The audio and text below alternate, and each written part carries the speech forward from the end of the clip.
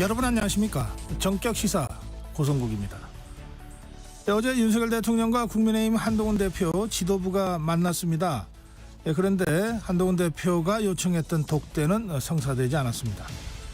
만찬 이후에 독대를 재요청했다고 하는데 성사 가능성은 현재까지는 미지수입니다. 관련 이슈 포함한 전국 현안들에 대해서 국민의힘 윤상현 의원과 먼저 이야기 나눠보겠습니다. 10월 재보궐선거를 앞두고 벌어지고 있는 민주당 그리고 조국혁신당의 호남 쟁탈전, 그리고 한동훈 대표의 독대 재요청과 이 언론 플레이 논란까지 최재성 전 청와대 정무수석과 함께 짚어보겠습니다. 수요일에 만나는 본격 토론입니다. 오늘도 최진영 변호사, 김준일 시사평론가와 함께합니다. 9월 25일 수요일 정격시사 출발합니다.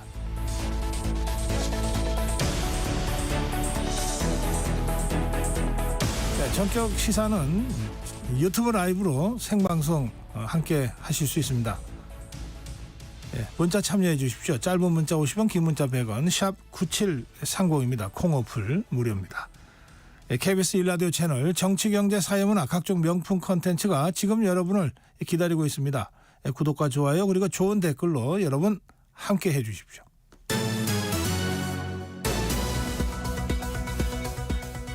뉴스 브리핑 시작하겠습니다. 세계일보 이현미 기자입니다.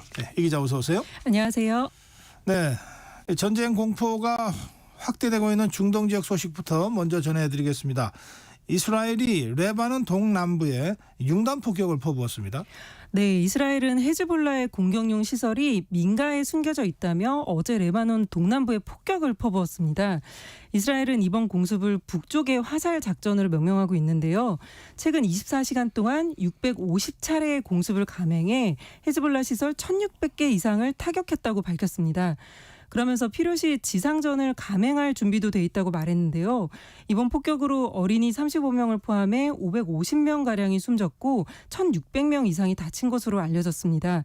2006년 이후 최악의 피해입니다. 이미 레바논 남부는 전쟁 상황과 다를 바 없는데요. 약 11만 명이 현재 피난길에 오른 것으로 알려졌습니다.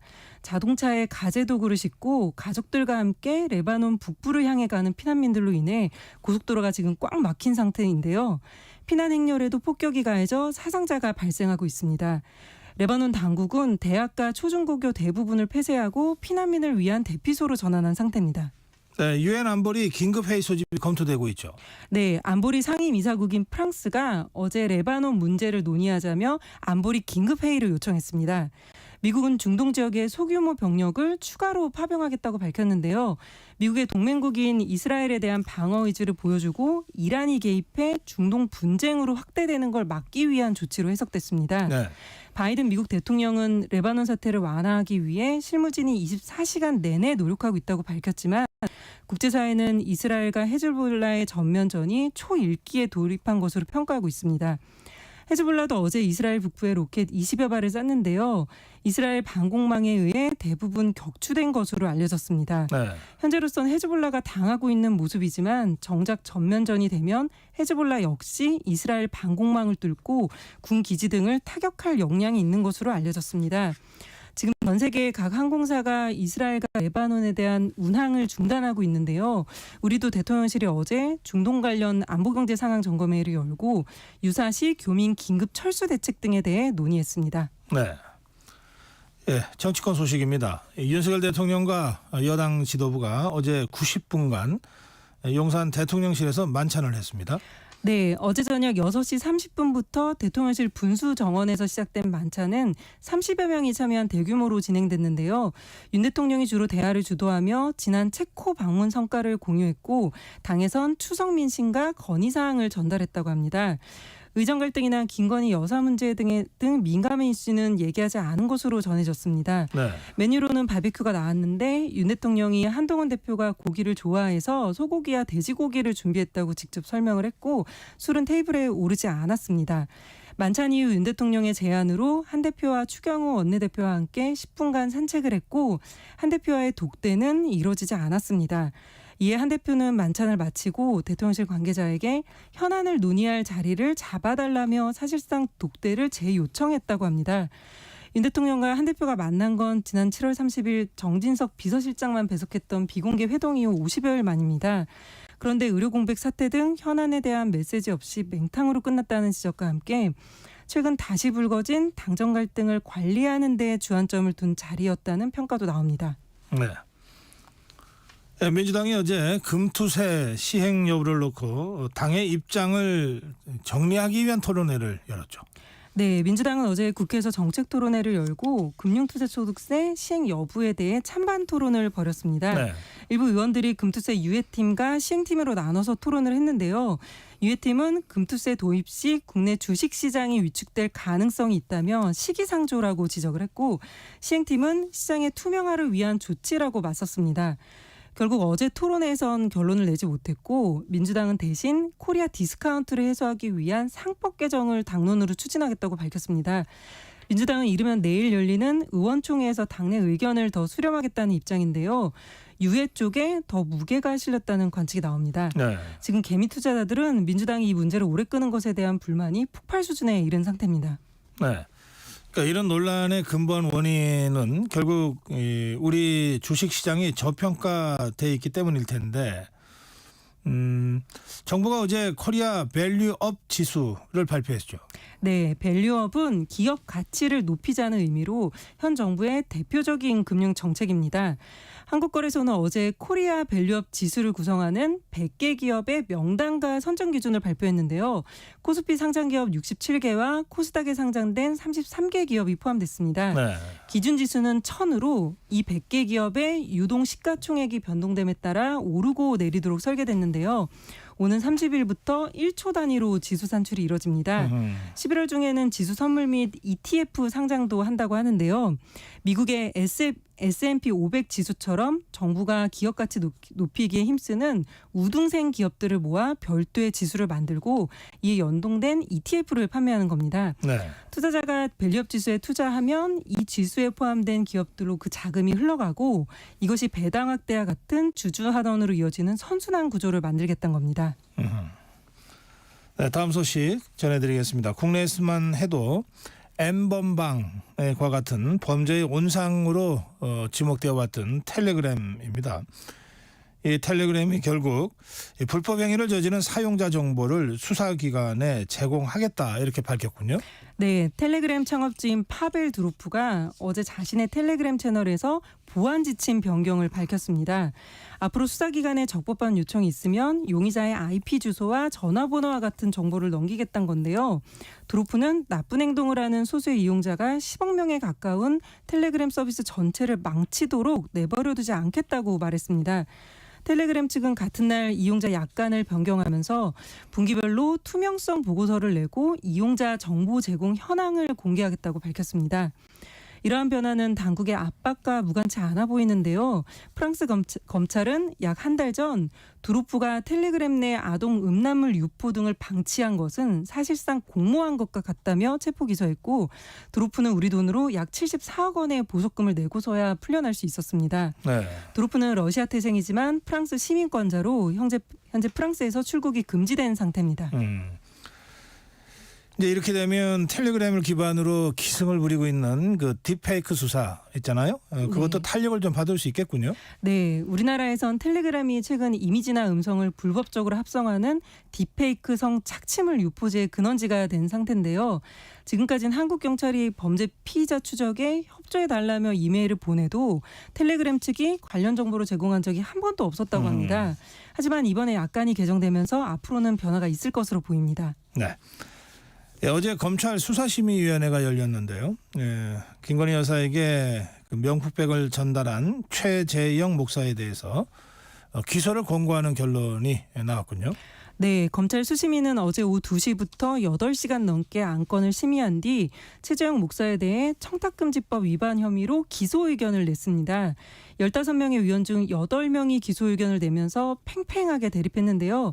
이번 수심위가 주목받은 건 앞서 김 여사에 대해선 지난 6일 검찰 수심위가 청탁금지법 위반 등 모든 혐의에 대해 만장일치로 불기소 의견을 냈기 때문입니다. 네. 최 목사는 이에 자신을 처벌해달라며 별도의 수심위 소집을 요구했고, 같은 사안에 대해 최 목사는 기소 의견, 김 여사는 불기소 의견이 나온 겁니다. 사건을 수사 중인 서울중앙지검은 어제 밤늦게 공지를 내고 두 차례의 수심위 결정을 참고하고 증거와 법리에 따라 사건을 처리하겠다고 밝혔습니다. 법조계에선 청탁금지법에 배우자 처벌 규정이 없어 최 목사 기소 여부가 김 여사에 대한 판단에 큰 영향을 미치지는 않을 것이라는 관측이 나옵니다. 네. 자, 다음 체육계 소식 전해드리겠습니다. 대한축구협회 등을 대상으로 한 국회 문체위 현안 질의가 있었는데 어제 홍명보 감독이 국회에 출석을 했군요. 네, 홍명보 축구대표팀 감독과 정몽규 축구협회장 등 주요 인물이 모두 증인으로 출석했습니다. 홍 감독은 회의가 잠시 멈췄을 때 기자들과 만났는데요. 국민의 공분을 일으켜 대단히 죄송하다고 했고요. 그러면서 저한테 불공정하다거나 특혜가 있었다고 생각하지 않는다고 밝혔습니다. 네. 정몽규 회장도 감독 선임 과정을 공개하지 않았던 것에 대해 협상 과정에서 불발되거나 제외된 분들의 프라이버시를 보호하기 위한 것이었고 어떤 음모를 꾸미거나 실상을 감추기 위해 그랬던 것이 아니었다고 말했습니다. 대한축구협회는 지난 2월 위르겐 클린스만 전 감독이 경질된 이후 면접과 발표를 진행하지 않았던 홍 감독을 최종 낙점하면서 공정성 논란이 일었습니다. 그 과정에서 갑자기 사임해서 의혹을 키웠던 축구협회 정혜성 전 전력강화위원장도 어제 국회 현안 질의에 출석했는데요. 체력적으로 힘들고 건강 문제도 있었다고 해명을 했습니다. 그러면서 정몽규 회장에게 홍 감독을 추천한 것으로 자신의 역할이 끝났다고 판단했다고 말했습니다. 네. 어제 현안 질의에선 감독 선임 과정에서 부정한 문제가 확인되면 사퇴하겠냐 이런 질문이 나왔고 홍 감독은 당장 북중미 월드컵이 코앞이라며 선을 그었습니다. 현재 문체부가 이에 대한 감사를 진행 중인데 다음 달 2일 그 결과가 발표됩니다. 네, 오늘 여기까지 듣겠습니다. 뉴스브리핑 세계일보 이현미 기자였습니다. 감사합니다. 네, 전격 시사 듣고 계신 지금 시각은 7시 32분입니다. 시사 날씨 정보입니다. 오늘도 큰 일교차를 주의하셔야겠습니다. 현재 기온은 서울 19.4도, 부산 22도 등으로 20도 안팎을 보이며 어제 이 시각보다 1도에서 4도 정도 높습니다. 한낮에는 서울과 대전 28도, 부산, 제주 29도, 대구와 광주 30도 등으로 30도 가까이 올라 덥게 느껴지는 곳이 많겠습니다. 오늘 하늘이 차차 흐려지겠고 곳곳에는 빗방울이 떨어지겠습니다. 오후부터 밤 사이에는 인천과 경기 북부, 강원 영서 북부 그리고 남부지방 곳곳에 가끔 비가 내릴 전망입니다. 현재 서울의 기온은 19.4도입니다. 날씨 정보 송소진입니다. 이어서 이 시각 교통 상황을 KBS 교통정보센터 서희영 씨가 전해드립니다. 네, 수요일 아침 출근 정체 살펴보겠습니다. 먼저 서울시내 한강변을 따라 강서쪽으로 이동하는 차례인데 강변북로는 동작대교에서 방화대교까지 정체고요. 올림픽대로는 한강대교와 월드컵대교부터 속도 내기 어렵습니다. 고속도로는 수도권 제1순환고속도로 송내까지 양쪽에서 교통량이 늘고요. 경기 동쪽에서는 구리에서 강일까지 밀립니다. 경부고속도로 서울 방향 금토분기점에서 반포까지 흐름 답답하고 용인 서울고속도로 서울 쪽은 서분당 나들목에서 정체입니다. 서해안고속도로 목포 쪽 안산에서 용담터널까지 밀리고요. 평택 시흥고속도로 평택 방향은 남한산 분기점 지나기 어렵습니다. 서울 방향 경인고속도로 부천부터 정체, 제2경인고속도로는 하객에서 남동, 또 신천에서 광명까지 속도 더디고요. 영동고속도로 강릉 쪽은 안산에서 부곡까지, 용인에서 양재터널까지 흐름 답답합니다. KBS 교통정보센터였습니다.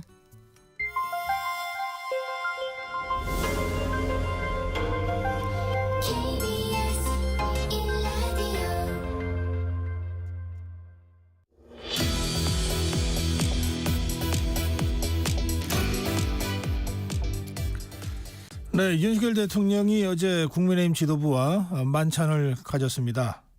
그런데 관심이 집중됐던 독대는 없었습니다.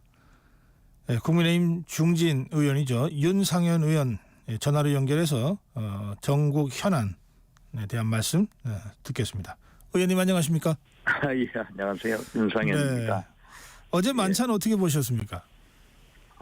일단 만찬이요. 언론의 기대에는 못 미쳤을 거라고 평가가 될 것 같아요. 왜냐면 근데 이 만찬의 어떤 성격이 가장 중요하다고 봅니다. 네. 일단 계속해서 이 만찬이라는 것은 여당 지도부가 최근에 완성이 되지 않았습니까? 네. 소위 말해서 뭐 신임 최고위원들, 뭐 정책의장, 사무총장, 뭐 대표 비서실장. 그래서 지도부가 이제 완성된 이후에 상견례를 위한 이제 그런 자리였지 않습니까? 그런데 그래서 뭐 그런 의미에 있어서는 뭐 분위기가 좋았다라고 하는데 사실 만찬 전에 이제 독대 뭐 한동훈 대표의 독대를 하고 싶다, 또 민심을 전하겠다, 뭐 이런. 그래서 언론에서 집중 조명을 받았는데 결과적으로 보면은 언론에서 보면은 뭐 상견례 만찬으로서는 분위기가 좋았다고 하더라도 어떤 이 결과적으로 언론 입장에서 보면은 소문난 잔치에 결국은 먹을 게 없었다, 이런 식으로 평가되지 않을까, 이런 생각이 듭니다. 네. 그 독대 요청이 이제 보도가 되면서 뭐 언론 플레이 논란이 있었는데 이거 언론 플레이였다고 보십니까? 아니면 어쩌다가 이렇게 됐다고 보십니까? 근데 이게 참 저도 잘 모르겠습니다. 언론 플레이로 대통령실에서는 이제 언론 플레이로 느꼈고요. 사실 대통령실하고 당 대표실하고요, 어떤 주파수가 너무 다른 것 같아요. 당 대표실 입장에서는 이제 국내적인 어떤 추석의 민심, 또 여러 현안들에 대한 논의를 하고 싶어 했던 것 같고요. 대통령실 입장에서는 대통령이 이번에 2박 3일 동안 체코 갔다 오시면서 원전 내년 3월인가 이제 최종 결정이 나지 않습니까? 네. 그거에 대한 이제 이 체코하고 원전 동맹을 맺었다 할 정도로 성과가 좋았거든요. 네. 이 소위 말해서 두코바니 원전 이 문제, 이거에 대해서 또 그래서 이런 상황에서 또 템블린 원전의 어떤 수주 가능성도 계속 얘기가 나오거든요. 네. 그래서 이런 거에 대해서 어떤 기록 성과도 얘기하고 그런 쪽에서 아마 생각을 했을 거고, 근데 당 대표실하고 이게 다르니까 그런 주파수가 맞지 않은 속에서 이제 독대 논란이 나온 거고, 독대 이거에 대해서는 이제 뭐 대표실의 언론 플레이다라고 대통령실은 보는 것 같고요. 또 여기 한동훈 대표는 그게 아니다라고 했고, 이게서 진실 이거는 잘 모르겠습니다, 솔직히. 그런데 의원님 말씀하신 대로 주파수가 다를 수 있는데 그런 거 조율하는데 이게 뭐 여당 그 대통령실과 야당이라면 또 조금 조율에 어려움이 있다고 할지 모르지만 여당과 대통령실 아니에요. 이런 거 하나 조율을 못 합니까? 결국은 그러니까 제가 그게 안타까운 대목입니다. 이 당정 관계가 결국 가장 중요한 거고요. 이런 면에 있어서 물론 이제 우리 집권 여당이라는 것은 대통령이 가장 중요합니다. 대통령이 정말로 열심히 뛰시고 대한민국 세일즈맨 1호 아닙니까? 진짜 외교적인 어떤 그런 경제적인 성과가 참 좋거든요. 네. 그런 거에 대해서 이렇게 뒷받침을 해주면서 그 속에서도 어떤 추석의 민심도 정하고 이 양자가 다 같이 이루어져 가는 게 정말로 당정 관계의 바람직한 모습인데 그게 안 돼서 좀 안타깝습니다. 그래서 독대 이거 한 얘기가 나오는데 이런 거는 이제 말 그대로 이제 긴밀하게 비공개로 협의하는 거 아닙니까? 그래서 이런 거에 대해서 저는 안타까운 대목이 그거를 뭐 대통령실에 알리고 누구한테가 아니라 대통령께 직접 전화를 하든 안 그러면 문자를 하든, 진짜 제가 지금까지 본 대통령 중에 가장 소통이 왕성하신 분이 우리 윤석열 대통령입니다. 네. 과거에 제가 모셨던 대통령 상상이 안 될 정도로 소통이 잘 되시는 분인데 왜 이렇게 안 했을까? 그래서 저는 한동훈 대표한테도 지난번 전당대회 이후에 계속 지난번 얘기해 드린 게 뭐냐면 대통령을 가까이 할 생각하고 먼저 전화드리고 먼저 문자 메시지하고 먼저 보고도 드려라, 이런 식으로 요청을 하고 있거든요. 그 여권의 주요 지도자들이 대통령한테 먼저 전화하거나 먼저 문자를 하거나 이게 좀 자유롭고 편안하게 이루어지고 있습니까 지금? 아주 자유롭고 편안합니다. 그렇습니까? 그럼요. 대통령은 일반 분들하고요. 대통령의 번호는요, 옛날 후보 때나 지금이나 변하지 않았습니다. 이분은 정말 그걸 다 받아주세요. 과거의 대통령은 정말로 어떤 모셨던 분은 저는 전화번호도 몰랐습니다. 제가 정권의 핵심 실세라고 할 때도 10몇 년 전에 네. 전화번호도 자체는 몰랐고요. 전화 받은 적도 거의 없습니다. 음. 근데 이분은 어느 누구든 전화하면 전화 다 받아주시고 그래서 답장까지 해주세요. 그래서 가장 안타까운 거는 이 대목입니다. 그럼 어떤 면에서는 그 윤석열 대통령과 한동훈 대표의 오랜 그 검찰 생활 인연을 생각하면 가장 편하게 전화도 하고 문자도 하고 소통할 수 있는 그런 관계 아닌가요? 그럼요. 저도 자유자재로 소통하거든요. 네. 대통령한테 문자는 문자 딱 답신 주시고 또 제가 한번 뵙고 싶습니다. 그래 와라. 보자. 뭐 이런 화통합니다. 한마디로 성격 자체가. 아니 보통 대통령 일정이 뭐 한 달, 두 달 전에 결정이 되거나 뭐 최소한 1, 2주 전에 결정이 되고 아무리 그렇게 좀 가까운 사이라 하더라도 만나려면 의전이 필요하고 경호가 필요하고 다 그렇지 않습니까? 그렇게 생각하는데요. 사안의 성격에 따라서 다른 겁니다. 또 만나는 사람의 어떤 신뢰관계에 따라서도 달라지는 거고요. 저는 그래서 참 우리 독대 요청 그걸 다 같으면은 제가 그렇게 저는 문자 딱 넣어서 제가 이렇게 뵙고 싶습니다. 이렇게 얘기할 것 같아요. 그렇군요. 거기 뭐 언론에 노출되고 이런 게 절대 있을 수가 없고요. 네, 어제 그 만찬이 끝난 다음에 90분 만찬 끝난 전후해서인지 그 한동훈 대표가 대통령실의 고위 관계자한테 다시 독재 재요청을 했다. 이런 식으로 또 언론이 보도가 됐잖아요. 지금 의원님 말씀을 들으면 전혀 그럴 이유가 없네요. 그럴 상황이 아니네요. 저 같으면 그렇게 안 합니다. 저는 대통령한테 직접 문자 드려서 아니면 전화 드려서 잠깐 뵙고 싶습니다. 그러면 야 들어와라. 그래 빨리 보자고. 그럼 한동훈 대표는 그게 당정관계거든요. 한동훈 대표는 왜 그렇게 안 하는 걸까요? 그러니까 한동훈 대표는 이제 결국에는 본인이 이제 공식적인 관계 속에서 하겠다. 뭐 이런 어떤 공식 루트를 통해서 하겠다는 그런 생각이 있을 수도 있고요. 중요한 것은 신뢰인 것 같기도 합니다. 신뢰. 네. 그러니까 이제 의도적으로 대표가 대통령한테 가까이 가고 이런 모습이 필요하거든요. 저는 지난 9월 10일 날 네. 제가 대정부 질문하느라고 그 매경에서 하는 행사에 못 갔거든요. 네.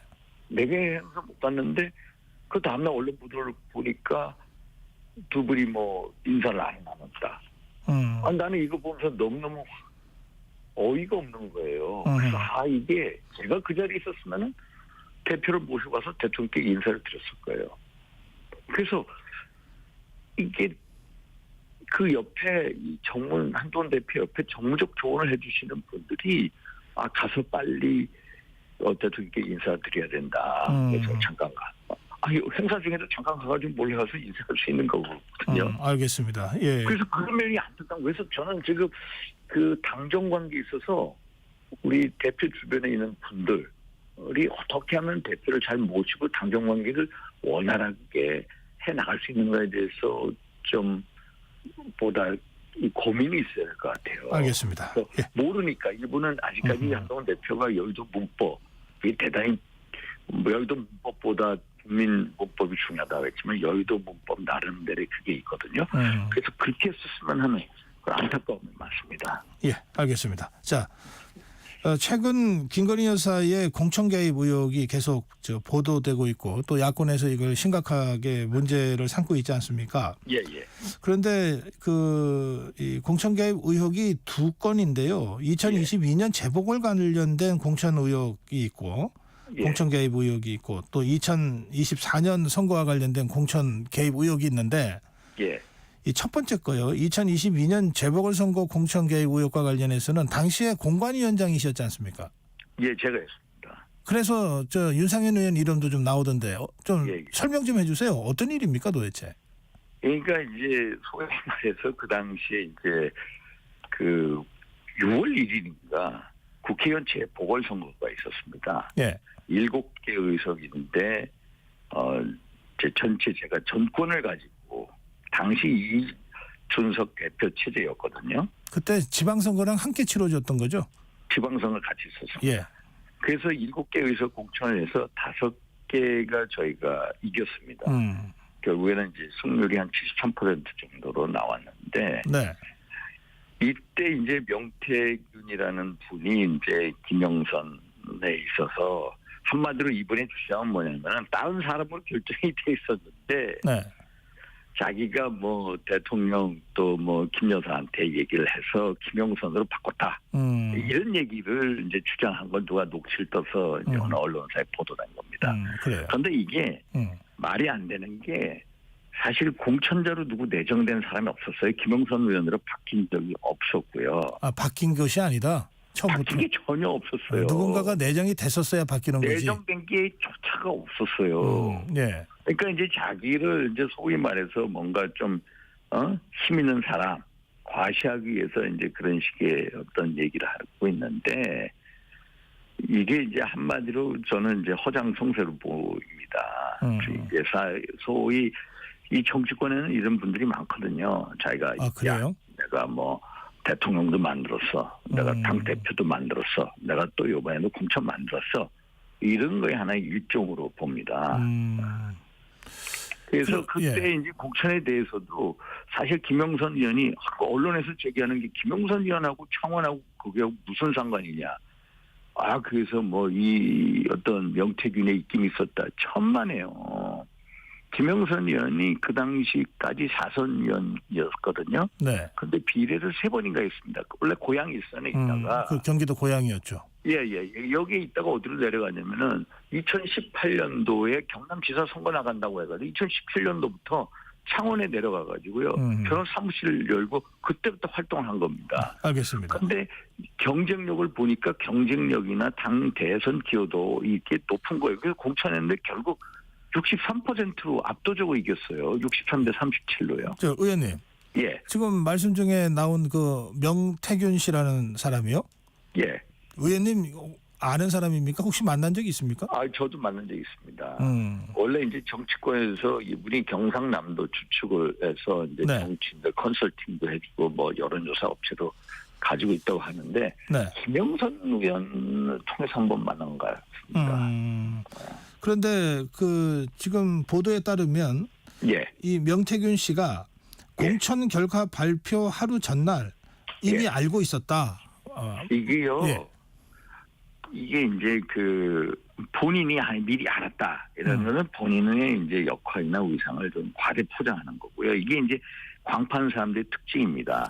야, 내가 미리 알았고 소위 말해서 누구였는데 내가 바꿔쳤다. 근데요. 어허. 공천이 결정되면 이제 공관위를 통해서 거기에 이제 많은 사람들이 관여하지 않습니까? 공관위원만 하더라도 뭐 9명씩 되고 그러지 않습니까? 아, 그렇죠. 예. 어느 정도의 분위기가 알려지거든요. 네. 그래서 이제 국회의원들이나 공관위원들 해보면 이제 분위기가 어느 정도 나옵니다. 네. 그걸 보고 아전인수적으로 해석을 한 거고요. 그 당시 이제 김영선이냐 김영선 아니냐. 결국 63% 이겼습니다만 김영선 아닌 분을 해당하는 사람에 대해서 우리가 평가를 해보면 당 기여도나 정체성이나 이런 면에 있어서 이제 좀 약하다 이런 평가가 있었고요. 네.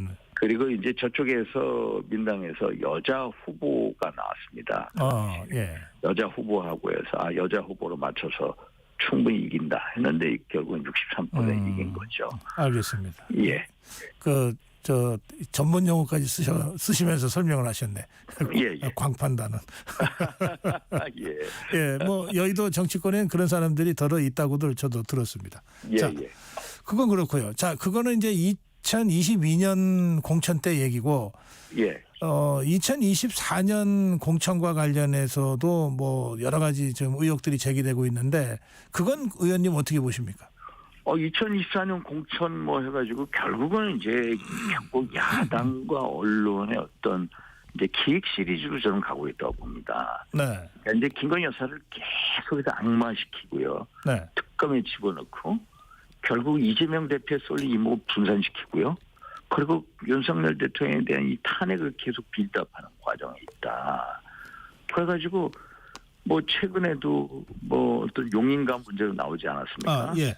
용인갑에 떨어진 사람이 청와대 행정관이었죠. 네. 김 여사가 뒤에 있어서 뭐 이원물을 밀었다. 그런데요. 네. 이 떨어진 공천 탈락자하고 이현모하고 이렇게 객관적으로 두 사람에 대한 평가를 해보면은 당연히 이현모로 갈 수밖에 없습니다. 이현모가 훨씬 더 공천 가능성이 크죠. 그런데 이 어떤 공천에 탈락한 사람이 결국 자기 어떤 개인적인 기대 또 어떤 이 실망감 속에서 기초한 넋두리 발언을 하지 않습니까? 그런 걸 전부 다 녹음을 해놓는 거예요, 언론사. 아하, 예. 그래서 지금 터트리는 거 왜 터트리겠습니까? 지금 결국 요구하는 게 이재명 대표에 대한 이제 지난번에 뭐 선거법 위반에 대해서 결심 공판이 있었죠. 11월 15일 날 1심 선고가 있죠. 네. 또 이번 달 말에 의중교사에 대해서 결심 공판이 있죠. 네. 이런 거 결국 또 국감 이런 걸 해서 어떻게든 탄핵 빌드업 계속 지켜나가자. 이런 게 있다고 저는 보고 있습니다. 지금 이재명 대표 사법 리스크에 대한 물타기 그리고 탄핵 빌드업 이제 이런 식으로 해석을 하셨는데 예. 이재명 대표 말씀하셨으니까 최근에 김민석 최고위원이 뭐 계엄 준비설에서 한 걸음 더 나가서 이재명 대표에 대한 테러 가능성도 강하게 제기했는데 그 점은 어떻게 생각하십니까? 그러니까 이제 우리 제가 뭐 상대당 의원에 대해서 이제 높은 이제 되도록 자제를 합니다만 저도 김민석 의원 제일 잘 알고 있습니다. 이 양반이 벌써 우리 15대 국회인가요? 1996년도부터 이제 최연소 국회였고 그 당시 최고의 기대주의였습니다. 네. 김대중 대통령 비서실장하고. 그런데 이제 한동안 정치권을 떠났다가 다시 들어왔고 추미애 대표가 발탁했죠. 그러고 나서 이분이 결국 이번 민당 경선 과정에 참여했고 뒤에 밀렸죠. 한참 밀렸는데 결국에는 이재명 대표가 속 최고를 끌어당기지 않았습니까? 몇 마디로. 네. 결국 이분 입장에서는 이제 어떤 이재명 대표의 호위무사가 돼서 그 역할을 하는 걸로 보입니다. 그래서 계엄 준비서 아니 계엄이 어떻게 가능합니까? 예?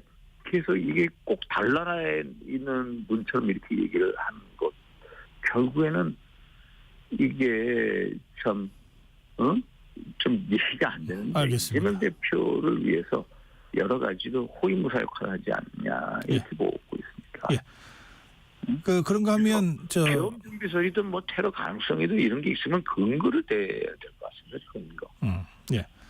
자 그런가 하면 김건희 여사에게 명품 가방을 준 최재형 목사에 대해서 수사심의위원회가 그 기소 권고 의견을 8대 7로 이렇게 해서 냈거든요. 그건 어떻게 보십니까? 이게 이제 수사심의 이원석 전 검찰총장이 나가기 전에 이제 검찰 중앙지검 수사심의에도 이제 판단을 받아보자 해서 지난번 김건희 여사에 대해서는 이제 불기소 처분 하자라고 그랬고 15명이 이제 외부 전문가들이 많아서 어젯밤은 8대 7로 나왔거든요. 8대 7. 8이 기소, 7은 불기소로 냈는데 이게 이제 청탁금지법 위반에 대해서 나온 거거든요. 근데 최재형 목사라는 분이요. 이 사람은 사상이 의심스러운 분입니다. 이 사람은 목사가 아닙니다. 한마디로 목사라는 건 목사팔이 하는 사람이죠. 목사라면은 저런 식으로 몰카 공작하고 이렇게 안 하죠. 저 사람의 어떤 국회에서의 발언. 아니, 북한의 종교의 자유가 있다고 그렇게 떠들고 그런 사람인데 이 사람의 이 남한에 와서 소위 말해서 우리 한국 사회에서 만나는 사람들이 보면은 전부 이 종북 세력과 관련된 사람입니다. 이 사람은 목적을 가지고 김건희 여사 악마시키고 이 목적을 가지고 있는 사람이고요. 제가 이게 가장 이게 말이 안 되는 대목이 검찰에서는 뭐냐면은 디올백을 준 게 청탁 목적이 아니라 적결 위한 수단이다 얘기했다가 또 수사심의 가서는 완전히 180도 의견을 바꿔서 청탁 목적으로 줬다. 이런 식으로 바꿨거든요. 검찰 진술하고 달라요.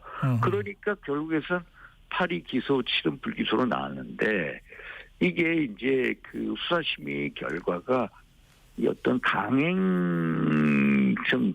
있는 게 아닙니다. 권고적인 의견이거든요. 그래서 결국 8은 기소고 이제 7은 불기소다. 그러면 이제 검찰이 결정하겠습니다만 결국 불기소로 가지 않겠나 이렇게 봅니다.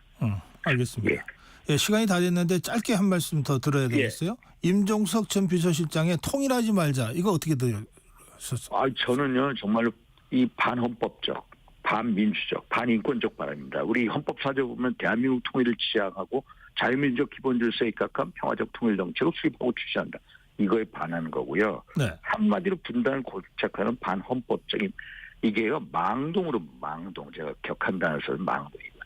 그리고 반민족적입니다. 우리는 소위 말해서 분단국가고 하나의 한민족으로의 어떤 분단국가, 네이션 스테이트, 민족국가를 만들어야 된다는 절대절명의 사명이 시대적 사명이 있거든요. 네. 반민족적, 반인권이라고 하는 거는요. 알겠습니다. 이 북한의 그 김정은 압제 심한 인문들을 해방을 해야 되는데 예, 그걸 여기서 안 돼요. 네, 여기까지 그러니까요. 듣겠습니다. 고맙습니다. 예, 이건 국민의힘 말이 안 되는 얘기입니다. 네, 국민의힘 윤상현 의원이었습니다.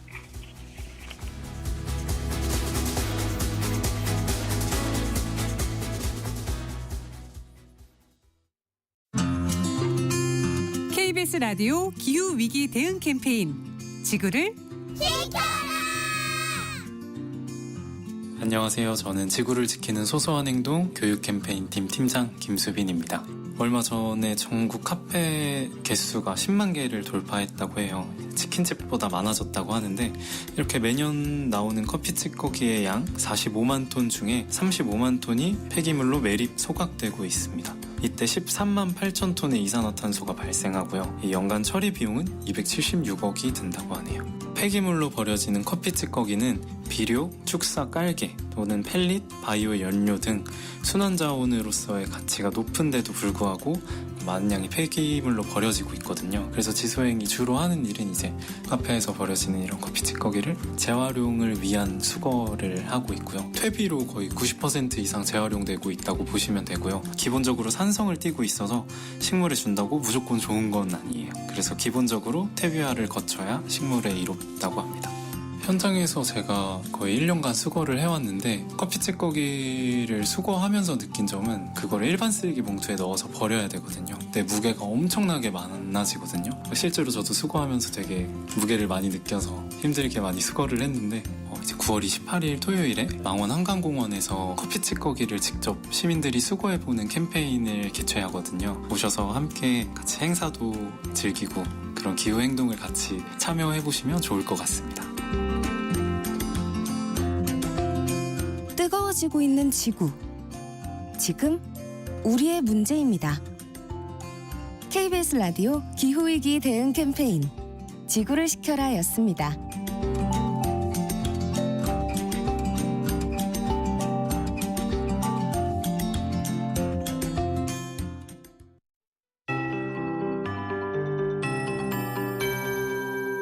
KBS 58분 날씨. 아침 공기는 서늘하지만 낮에는 덥겠습니다. 일교차가 10도 이상 크게 벌어져 감기 걸리기에 쉬운 날씨니까요. 입고 벗기 편한 가벼운 겉옷으로 체온 조절을 잘 하시기 바랍니다.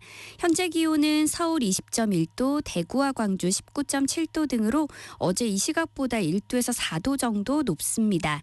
한낮에는 서울과 대전 28도, 부산, 제주 29도, 대구와 광주 30도 등으로 어제보다 조금 높아서 덥게 느껴지는 곳이 많겠고요. 평년 기온을 1도에서 5도가량 웃돌겠습니다.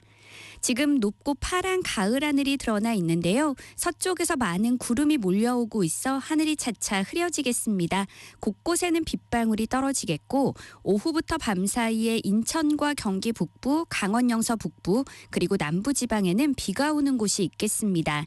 예상 강수량은 경남 내륙과 해안이 그리고 제주도가 5에서 20mm, 인천과 경기 북부, 강원 영서 북부와 전남 해안, 경북 남부 동해안은 5mm 안팎이 되겠습니다. 한편 아침까지 강원 내륙과 남부 내륙에는 안개가 짙게 끼겠고요. 경상도 해안과 제주도 해안에서는 오늘까지 높은 너울을 조심해야겠습니다. 현재 서울의 기온은 20.1도입니다. 송소진입니다.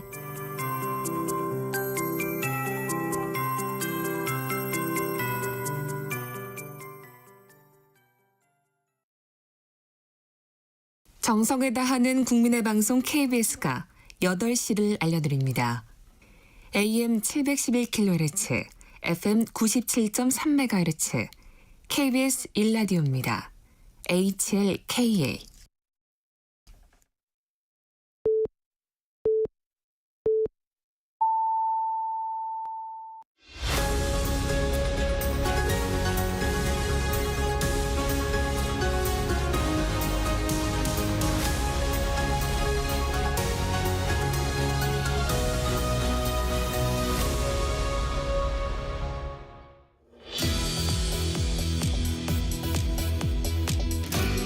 전국 현안 짚어보겠습니다. 최재성 전 청와대 정무수석 나오셨습니다.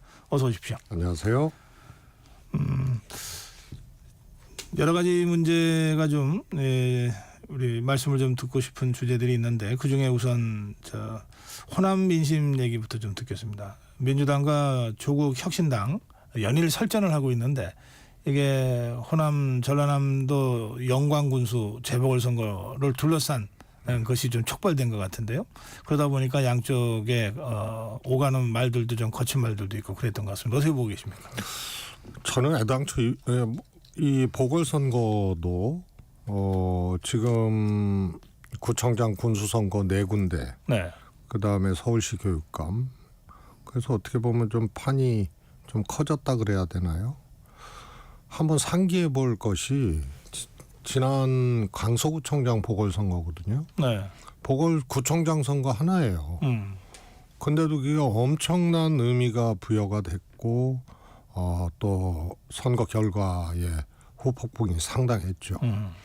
그 왜 그랬냐? 김태우를 공천했기 때문에 그래요.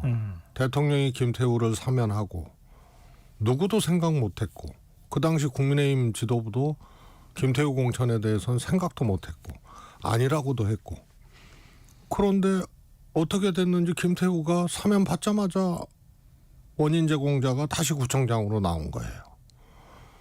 그러니까 이게 대통령이 공천했구나. 그래서 판이 확 커져버린 거거든요. 이번 보궐선거도 사실은 야권에서 윤석열 정권에 대한 하나의 이제 또 국민 심판 이걸로 가져갈 수 있는 선거였는데 제가 보기엔 구도를 잘못 잡고 조금 뭐 전략이 없던지 오만했던지 그런 것이 아닌가 싶어요. 저는 이해가 야당에서 안 가요. 그러면 더불어민주당 예를 들어서 박지원 의원이 결론은 틀렸지만 이런 말을 했잖아요. 야, 호남에 이 진보 유권자들을 왜 갈라치기 하느냐. 그런데 결론이 틀려. 그건 맞는 거거든요. 윤석열 정권 하에서 보궐선거 치르는데 민주당, 조국당 지지하는 유권자들, 타 야당 유권자들인데 윤석열 정권 하에서는 이게 하나가 돼서 투표하게 만들어야지 왜 이거를 갈라놓느냐. 맞는 얘기예요. 근데 결론은 그래서 조국당 양보해라. 결단해라. 결론이 틀린 거죠. 그 무슨 얘기냐 하면 호남은 제가 보기에는 연합 공천하든지 조국당과 민주당이 그러면 딱 윤석열 정권 반윤석열 투표 이게 되는 거죠. 마침 지역이 2개니까 하나씩 뭘 한다든지 하는 여러 가지 방식이 있을 수 있었겠네요. 그러면은 포커싱이 어디로 되느냐. 금정구쯤으로 될 거예요. 부산. 오히려. 예. 2018년에 민주당이 구청장을 만들었던 지역이거든요. 해볼 만해요. 그런데 거기는 지금 조국 혁신당하고 민주당하고 단일화를 놓고 지금 논란이니까 거기도 조국당 민주당이 포커싱이 된 거예요. 그러면은 선거 결과가 어떻게 나오든 간에 호남 두 군데는 야권이 반윤석열 민심을 확인하는 투표로 딱 만들어 놓고 금정구청장을 만약에 민주당이 이겼다. 그러면은 이거는 이 정권의 폭정이라든가 이 정권의 잘못한 거에 대해서 이거는 심판을 넘어서는 결과다라는 것을 의미 부여를 할 수가 있는 거예요. 그리고 강화군수 선거도 국힘은 뭐 민주당이 아주 어려운 지역인데 국민의힘이 지금 분열이 됐잖아요. 안상수 전 시장이 탈당해서 국힘 탈당해서 무소속으로 나오고 거기도 제가 보기에는 뭐 이길 수 있을지는 모르지만 우리 후보가 계속 나와서 이 졌던 그런 데서 인지도라든가 뭐 이런 것들이 상당한 돈이거든요. 그런데 지금 이게 민주당과 조국신당과의 대결 구도가 돼버렸으니 그러니까 주 테마가 없어진 거예요. 야권 입장에서는. 그래서 이거는 전략이 없던가 오만했던가 너무 쉽게 봤던가 그렇군요. 이런 거라고 봐요. 이렇게 된 그 더 큰 책임은 어디에 있습니까? 저는 하여튼 전략이 오만하던가. 더불어민주당이- 일단 저는 민주당이 더불어민주당이 이재명 더 대표도 책임이 생각해 크다. 보세요. 만약에 영광이나 이런 데서 조국 신당이 이겼다. 그러면 이건 파장이 있는 거예요. 어허. 네? 민주당의 텃밭이고 민주당의 뿌리라고 할 수 있는 호남에서 민주당이 조국 신당한테 졌다. 그러면은 이것은 제가 보기에는 상당한 이 타격이 있는 거거든요. 이게 봤자 뭐 크게 내세울 건 아닌데 지면은 타격이 큰. 그렇습니다. 그 다음에 뭐 접전을 벌여도 마찬가지입니다. 근데 최소한 이건 접전은 예상이 되는 거 아니에요? 이미 지금? 그렇게 됐죠. 네. 예. 그래서 제가 보기엔 전략이 없었던가, 너무 쉽게 생각했던가, 혹은 오만했던가. 그래서 정상적으로는 제가 이 전국에서 이 상황에서 부여된 보궐선거를 왜 이렇게 판을 끌고 갔는지 그게 저는 조금 아쉬운. 그렇군요. 예. 자, 그런가 하면 이재명 대표의 사법 리스크가 이제 11월 15일 선거법 이 선거 공판이 예정돼 있어서 가시화될 상황이다. 이런 이제 얘기들도 있고 징역 2년 구형이 선거법 사건으로는 뭐 최고형 구형이라고 보통 보도를 하던데 좀 상황을 어떻게 보십니까? 저는 뭐 개인적 견해이기도 하고 많은 분들 심지어는 여권이나 보수적인 분들 또 뭐 서정욱 변호사 같은 분들도 그분도 본인은 1년 정도 생각했다는 거예요. 구형 1년. 네, 1년에서 1년 6개월. 그러니까 뭐 하여튼 이것저것 해서 최고를 때린 거죠, 구형을. 그래서 검찰이 스스로 이거는 정치적으로 하고 있다라는 것을 스스로 그냥 입증시켜버린 그런 구형이 아닌가 싶습니다. 근데 저는 이제 아까 보궐선거 관련돼서 이 재판부의 판결은 뭐 야당이 어떻게 할 수 있는 게 아니잖아요.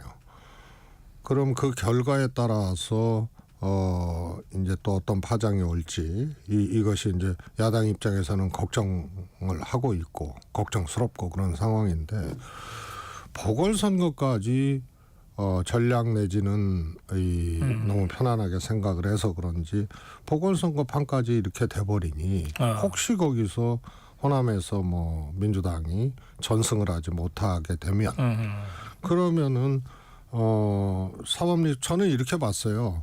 1심 재판이 유죄가 나오더라도 이재명 대표 리더십은 흔들리지 않을 거다.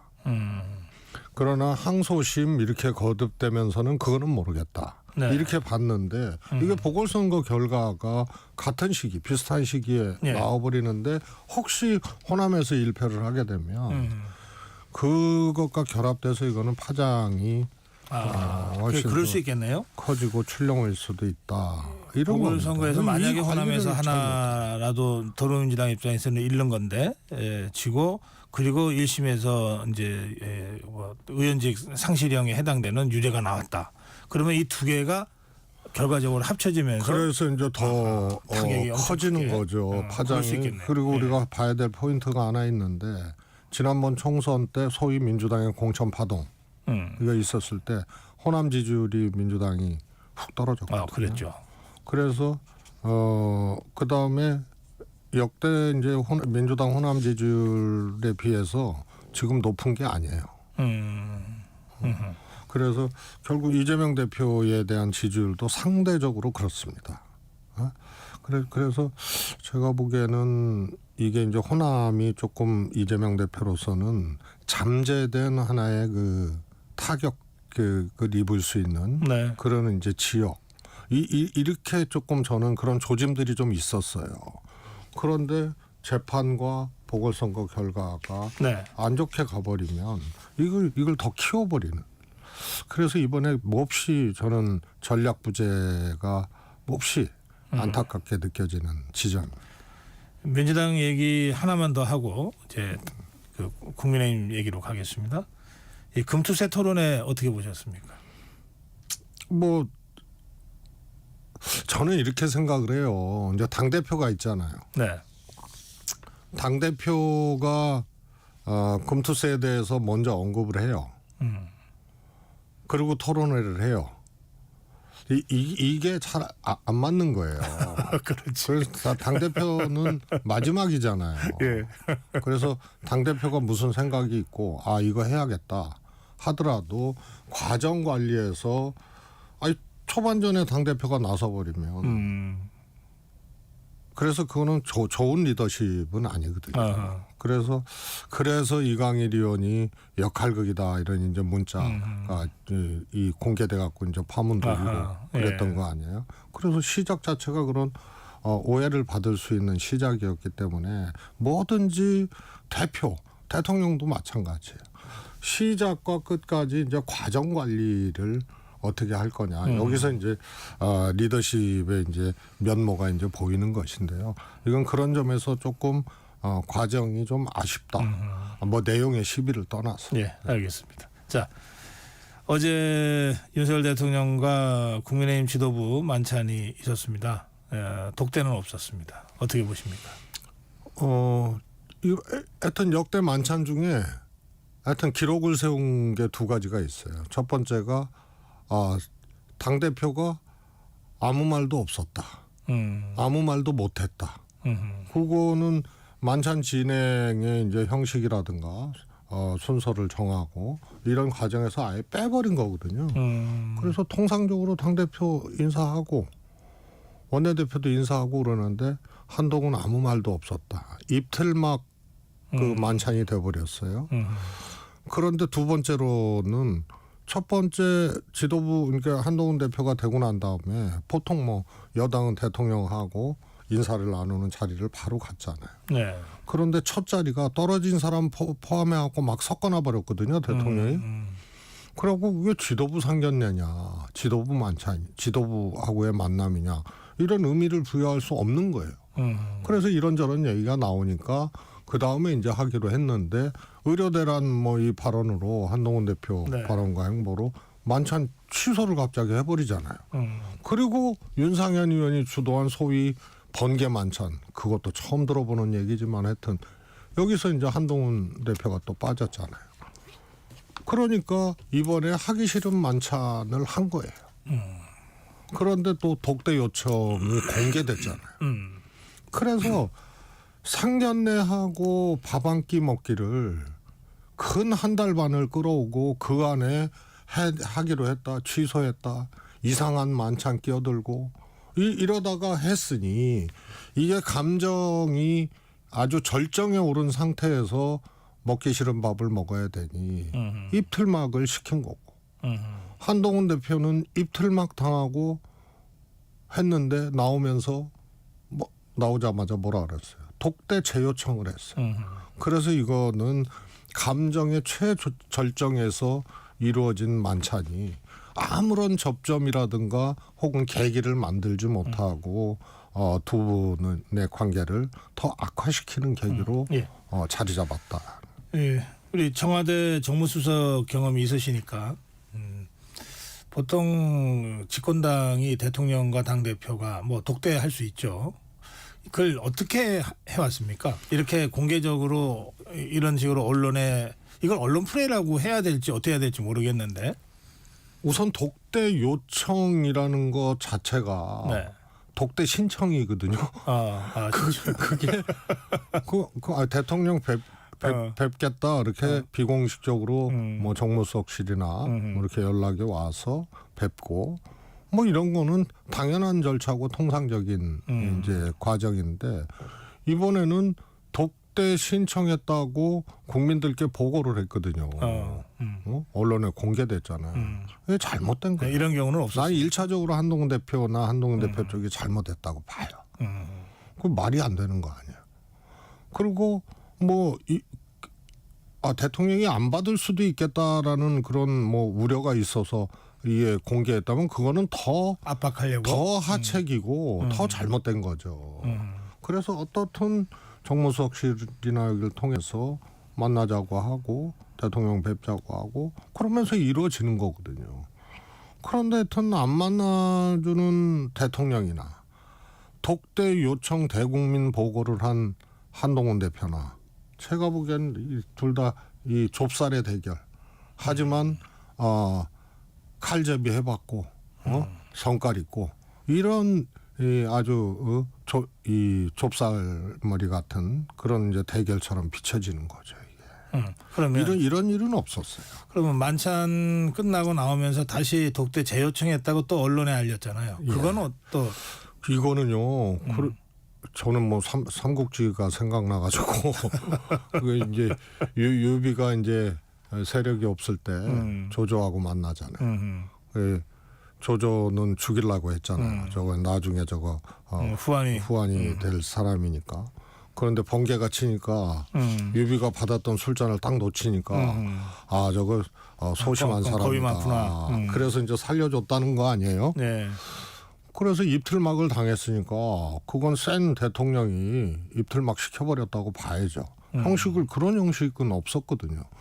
그래서 대표가 아무 말도 못하고 나왔는데 나오자마자 다시 만나자. 독대해달라 이래버리니까 찬 떨어뜨린 유비가 아니거든요. 그래서 제가 감정에 절정해서 먹기 싫은 밥 먹는 그런 자리였고 그래서 아무 말도 없었고 아무 의미도 없고 화기애애하지도 않았고 이런 것을 원전 얘기만 하다가 말았다는 거 아니에요? 이런 거에서 유비가 무릎을 안 꿇어? 다시 재독대 신청을 해? 그래서 저는 훗날이 더 걱정되죠. 네. 아마 한동훈 대표가 제가 보기에는 더 이상 안 되겠다. 이러다 고사된다. 네. 해서 어떤 일을 저질러도 저질릴 수밖에 없는 상황까지 이제 온 거 아닌가 싶습니다. 네, 어제 그 검찰의 수사심의위원회가 있었습니다. 최재형 목사에 대한 수사심의위원회이긴 하지만 김건희 여사와 연관된 사건이라서 다들 관심 있게 봤는데 그 8대7로 기소 의견이 다수였다고 합니다. 이거 어떻게 보십니까? 앞으로 검찰이 어떤 식으로 이것을 정리할 것 같습니까? 일단은 검찰이 최재형 목사까지 기소를 한다. 이렇게 되면요. 정말로 희한한 현상이 이제 예고되는 거죠. 이게 청탁금지법 자체가 주지도 말고 받지도 말으라는 거거든요. 이게 딱 조항이 붙어 있어요. 그런데 준 사람은 기소를 해. 그다음에 받은 사람은 기소를 안 해. 이렇게 되면 이제 재판에서 어떻게 될 거냐. 이제 요 문제가 이제 발생을 하는 거거든요. 그래서 검찰은 저는 기소를 안 할 거라고 봐요. 수심위에서 그렇게 권고를 했어도 이거를 기소를 하게 되면 검찰이 최재형 목사를 기소를 하게 되면 공소유지를 해야 될 거 아니에요. 그런데 준 사람을 기소했는데 받은 사람은 안 해. 그러면 이게 완전히 양립할 수 없는 그런 내용이 되는 거거든요. 그런데 그 경우에 지금 말씀하신 대로 청탁금지법 관련으로는 뭐 검찰 입장에서 논리 일관성을 세우려면 그렇게 할 수밖에 없을 거라고 이제 전망하셨는데 최재형 목사에 대해서는 그 밖에도 다른 혐의가 있잖아요. 이를테면은 주거 침입, 주거침입이라든지 이제 몰래 촬영이라든지 스토킹 금지 법이라든지에 대한 혐의들이 또 있단 말이에요. 그럼 그거는 그와는 별도로 그렇게 어제 처리가 될 거다. 수심위에서 주거침입 같은 경우에는 그거는 이 소위 말해서 죄를 물을 수 없다라고 그렇게 의견들이 이제 정해졌기 때문에 결국은 청탁금지법으로 가는 거예요. 그러면 다른 혐의에 대해서도 검찰이 기소하기 어려울 거다 이렇게 전망하시죠? 아니 이제 이게 강제 조항이 아니니까 수심위 권고를 제가 보기엔 그래서 이런저런 이유로 이게 소위 말해서 모순이거든요. 모순. 근데 모순이 이 현실화되면 검찰이 어떻게 할 거예요? 그래서 저는 기소하지 못한다 이렇게 보는. 예, 알겠습니다. 정해진 시간이 다 됐는데 짧게 지금 현 정부 좀 어수선하잖아요. 한 말씀만 좀 해주신다면. 저도 정치를 해왔지만요. 못 보던 풍경, 못 보던 장면들이 너무 빈번하게 나타나니까 정말 이렇게 당황스러워요. 부끄럽기도 하고. 김영선 의원 저거는 정치가 저런 거구나 사람들이 생각할 수 있잖아요. 근데 그렇지 않거든요. 매우 희귀사례예요. 세비를 반을 나눠서 명태균 씨하고 나눠 갖는다라든가 공천 과정이라든가 그다음에 이 명태균 씨 또 김건희 여사 공천 개입 청와대 선임 비서관의 행태 저거 다 저런 줄 알 거 아니에요. 그 선임 비서관의 그 녹음 내용을 보면은 정말 그 쓰레기 같은 사람이고 정말 이 사악하기까지 하죠. 그런데 대통령 주변에 있단 말이에요. 대통령실에 있었단 말이에요. 그러니까 이런 게 저도 당황스러울 정도니 그래서 이게 탐욕스럽고 사악하고 또 쓰레기 같은 사람들이 이 정치판에 등장하고 심지어는 뭐 여사님, 김건희 여사님 뭐 이런 분들하고 연관이 됐다는 이런 이제 의혹 이런 것들이 전개되는 게 이 자체가 저는 부끄럽고 정말 이 희한한 광경들이 너무 빈번하게 나와요. 다만 저는 명태균 게이트라고 일컬어지는 이거는 좀 청와대 비서관의 선임행정관의 그거는 주장이고 근거들이 없잖아요. 근데 명태균 게이트는 김 여사 관련된 구체적인 어떤 근거들이 나오고 있기 때문에 이게 좀 뭔가 무너지는 느낌? 이 정권이 그리고 이제 소위 국정농단 혹은 이 정치 개입, 뭐 당무 개입, 공천 개입 이런 것들이 박근혜 대통령 선례도 있지만 좀 구체화되고 있어서 그냥 이거 와르르 무너질 수도 있겠다. 이런 이제 느낌이 드는 요즘입니다.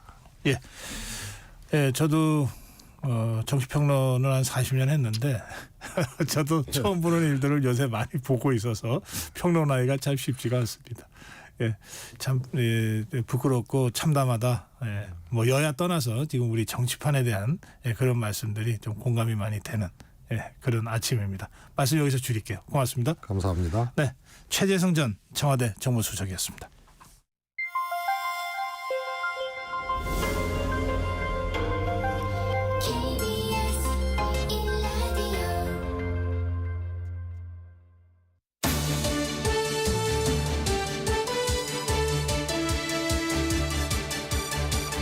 네, 한주의 한가운데서 뜨거운 정치 현안 본격적으로 토론하는 본격 토론입니다.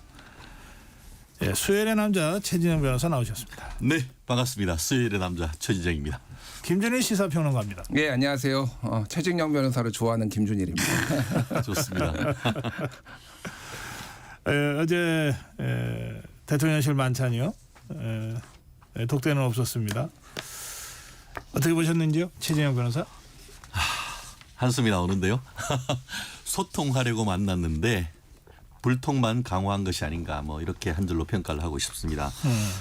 물론 윤 대통령께서 당정 일체를 또 강조하시고 체코와의 어떤 그런 경제 협력 그래서 더 체코리아 팀 뭐 이렇게 했던 그런 성과를 얘기하셨던 그런 것은 나름 의미가 있었습니다만 국민들의 관심은 지금 문제되고 있는 의정 갈등 이런 부분에 대해서 뭔가 또 국민들의 뜻을 또 한 대표가 전달을 하고 그 부분에 대해서 용산 대통령실이 답을 하는 그런 부분에 대한 어떤 좋은 소식을 기다렸지 않겠습니까? 그런데 그런 현안에 대해서는 전혀 일체 없었다라는 보도가 나오고 있고 더불어서 용산 같은 경우에도 이번 자리는 당 지도부와 상견례 자리다. 이렇게 얘기를 했다라는 점에서 소문난 잔치에 먹을 것이 없었다란 뭐 먹을 것은 많이 차렸다. 특히 윤 대통령 같은 경우에는 한 대표가 고기나 뭐 이런 걸 좋아한다고 해서 소고기, 돼지고기 준비했고 또 본인이 좀 즐긴다고 하시는 알코올성 음료는 제외하고 오미자 주스로 준비했다는 먹을거리에는 굉장히 치중을 했지만 정작 국민이 관심 있는 먹거리에 대해서는 아무런 어떤 답이 없었다는 점에서 저도 개인적으로 또 윤석열 정부의 성공과 또 한동훈 대표의 정치적 성장을 지지하고 있습니다만 어제의 어떤 그 소통이 아닌 불통이 강화됐다는 이런 점에 있어 가지고는 굉장히 유감이고 참 오늘 이 첫 질문에 답하기가 굉장히 어떤 그 힘이 들었다는 말씀 아마 많은 국민들이 동일하게 느꼈지 않을까 싶습니다. 네, 김준일 평론가. 그러니까 이걸 키워드로 한번 제가 요약을 해볼게요. 고집의 윤석열, 근성의 한동훈. 뭐 이 정도로 좀 요약할 수 있을 것 같아요. 뭐 근성의 한동훈은 막판에 또 이제 독대 요청 다시 했잖아요. 이것도 이제 사전 협의를 했다라고 그래요. 하도 이제 뭐 독대 요청을 유출을 했네, 언론 플레이를 하니까 요청하겠다라고 이미 대통령실하고 이제 뭐 얘기를 해서 한지아 대변인이 얘기를 했다라고 합니다. 고집의 윤석열은 뭐 계속 얘기가 나오는 거잖아요. 그러니까 이게 지금 만약 최진영 변호사님이 말씀하셨다시피 이제 밥만 먹으면은 이게 어떻게 비춰질 거냐, 현안에 대해서 뭐 국민 세금으로 다 먹는 거 아닙니까? 그러면은 뭐 생산적인 얘기를 해야 되는데 진짜 먹는데 진심이시구나. 대통령께서는 진심이시구나. 그래서 먹는 뭐 이런 맛있는 거 차려놓은 얘기만 뭐 하고 체코 원전 얘기를 했다라는데 제가 이거 하나는 꼭 지적을 하고 싶어요. 어제 전속 취재를 했다라고 해요. 뭐 전속 취재가 이제 모르시는 분들이 있어서 설명을 드리면은 대통령실 직원이 사진 찍어가지고 사진 배포하는 겁니다. 이거를 취재라고 부르는 것도 윤석열 정부 들어서 처음 있는 일이거든요. 보통 이제 아시는 분들은 아시겠지만 풀 취재라고 해가지고 팬 기자 한 명 그리고 영상 기자 한 명 들어가가지고 이거를 해가지고 다른 언론사들이 공유를 하는 거예요. 뭐가 민감한 게 있으면은 전속 취재라는 이름으로 해가지고 공개를 안 해버립니다. 어제 왜 이걸 공개를 안 하죠? 그렇게 체코 원전 이렇게 홍보 그 정상회담 그렇게 홍보를 하고 싶어 하시면은 이걸 공개를 해야죠. 그러니까 굉장히 그래서 뭔가 좀 되게 감추려고 하고 이게 조금 이런 자유민주주의 국가에 좀 맞지 않는 방식으로 뭐가 계속 되는 거 아니냐. 그리고 한마디만 중앙일보 사서에 제가 딱 한마디만 제가 굉장히 공감을 해가지고 뭐라고 했냐면은 한동훈의 이미지 정치 논란도 바람직하진 않지만은 독대를 마치 제왕의 시에 베풀듯이 접근하는 용산의 태도는 전근대적이다. 이렇게 중앙일보 사설이 비판을 했거든요. 제 마음이 딱 이겁니다. 그러니까 독대가 뭐라고 그게 참 답답하다. 지켜보는 국민 입장으로서. 예. 그 짧게 제가 답변 듣겠습니다. 그래서 독대를 재요청했어요. 그 이루어질 것 같습니까? 한참 뒤에 이루어지겠죠. 이루어지는데 지금 당장은 아니다. 네. 네. 조만간 이루어질 것 같습니다. 빨리 좀 네네. 이루어질 거다. 네, 그 조만간 이제 초선 전에 보였고 이번엔 재선 3선 의원들까지 같이 이제 또 식사하겠다라고 얘기를 했었는데 뭐 그 무렵 내지는 그 전에 별도의 어떤 모임이 있을 가능성 전 크다고 봅니다. 하여튼 두 분 다 독대는 이루어지긴 할 건데 좀 다소 시간이 걸릴 거다는 김준일 평론가의 예상과 뭐 그렇게 오래 시간 안 걸릴 거다. 조만간 이루어질 거라는 최진영 변호사의 전망이 엇갈렸습니다. 일단 잠깐 쉬었다가 다시 오겠습니다.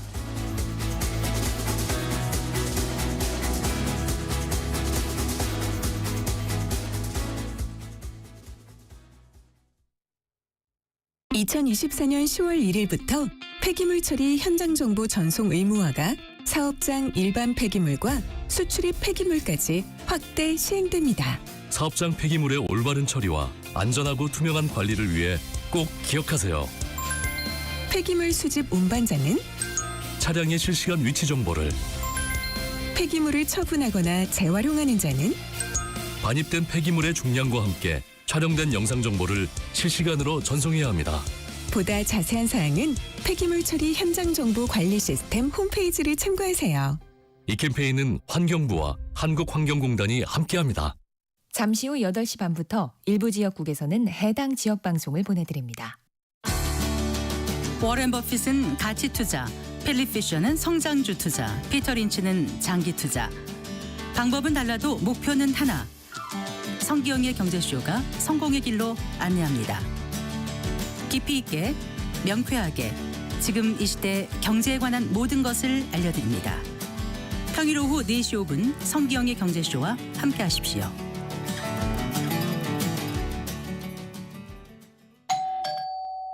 편지 왔습니다. 퇴근길 지친 당신에게 힘이 되는 뉴스를 전해드립니다. 매일 저녁 5시 5분 당신과 함께 읽는 세상 이야기 KBS 1라디오 뉴스레터 K. 지금 시각은 8시 30분입니다. KBS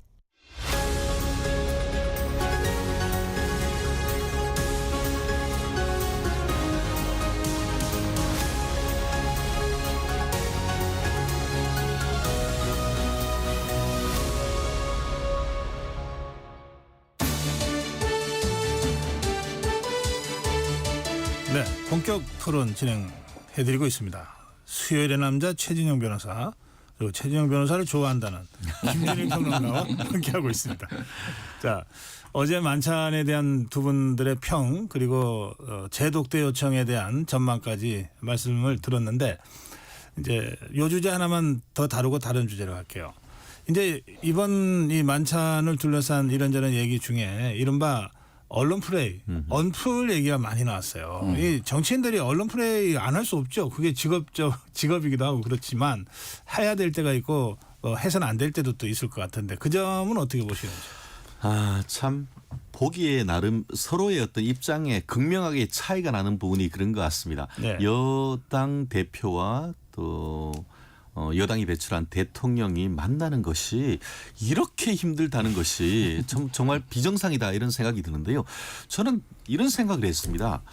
윤 대통령께서 정말 한동훈 대표를 이른바 제2의 이준석으로 만들려고 하시냐. 저는 이런 느낌이 아주 강했어요. 사실 이준석과 그 윤석열 대통령이 으쌰으쌰해서 결국 어떻게든 해서 정권 교체를 이뤄냈었었는데 그 이후에 당대표와 대통령 간의 어떤 그런 한랭전선이 냉랭하게 이르면서 결국 이준석 대표는 뭐 징계위에 탈당해서 새로운 정당을 만드는 그런 안타까운 일이 있었고 그러면서 이제 20, 30대 남자 이대남들의 어떤 지지 세력이 뭉청 떨어져 나가면서 지지율이 상당 부분 그 떨어져 나갔던 그런 아픈 기억이 있는데 만에 하나 이런 식으로 지금 윤 대통령과 한동훈 비대위원장의 관계가 삐그덕삐그덕 한다고 하면은 여당 내의 어떤 지지율이 더더욱 어떻게 보면 부정적으로 흐를 가능성이 상당히 크거든요. 그렇다고 하면은 이런 이게 아까 얘기한 것처럼 형식과 내용이 중요한데 절차에 있어서의 어떤 그런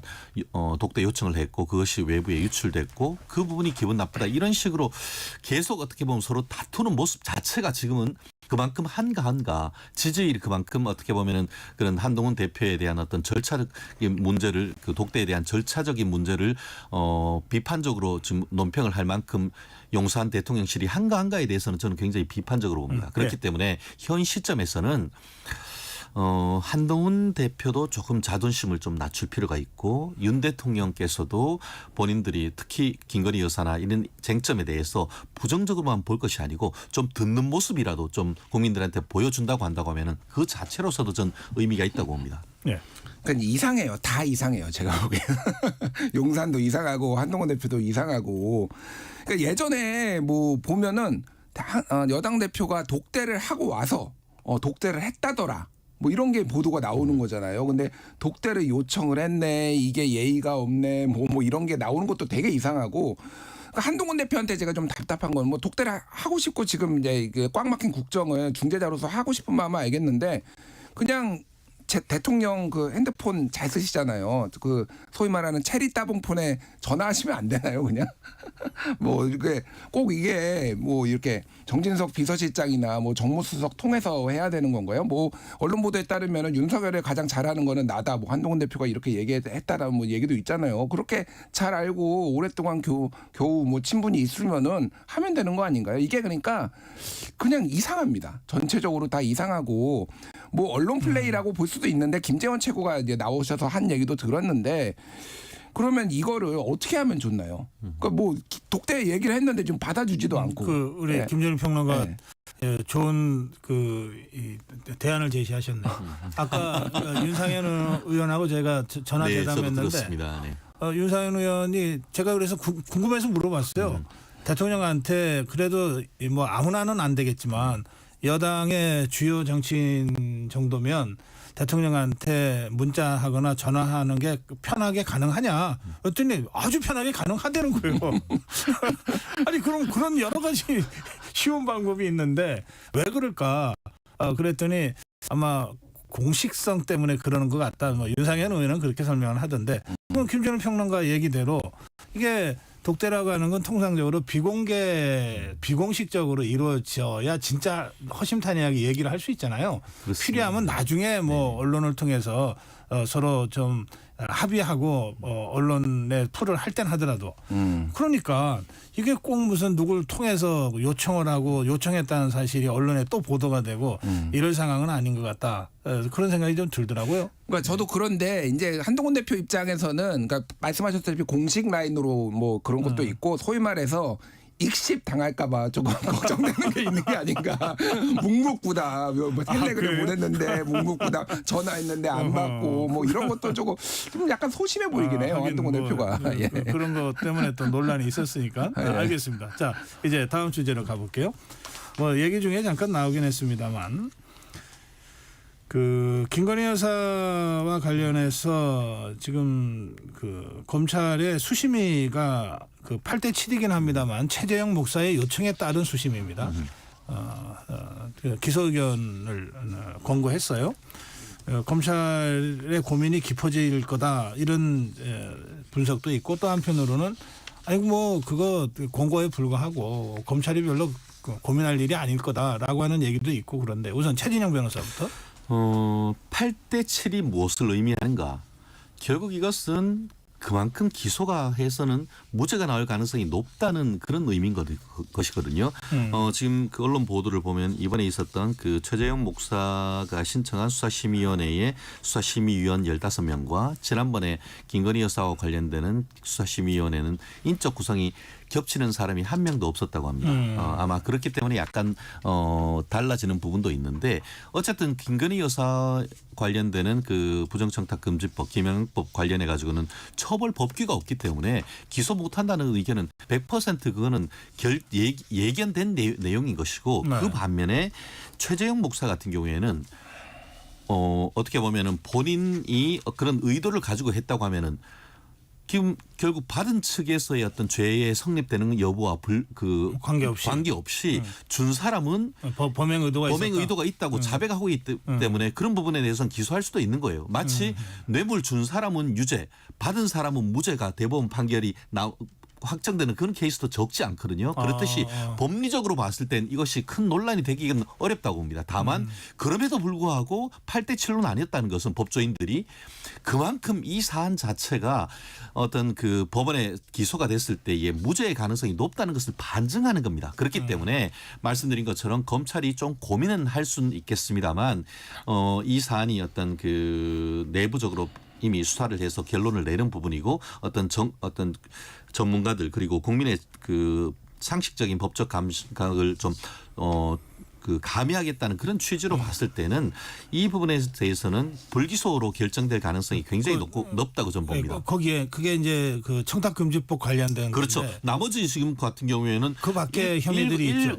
만장일치로 그냥 무혐의 결정을 내렸단 말이에요. 그렇기 때문에 이 사안에 있어가지고 아니 그거 말고 최재형 목사와 관련해서 다른 혐의들이 있잖아요. 이렇게 스토킹 금지법 네, 그것도 다 지금 그 15명 전부 다 그 무혐의 결정으로 어제 내렸어요. 이미.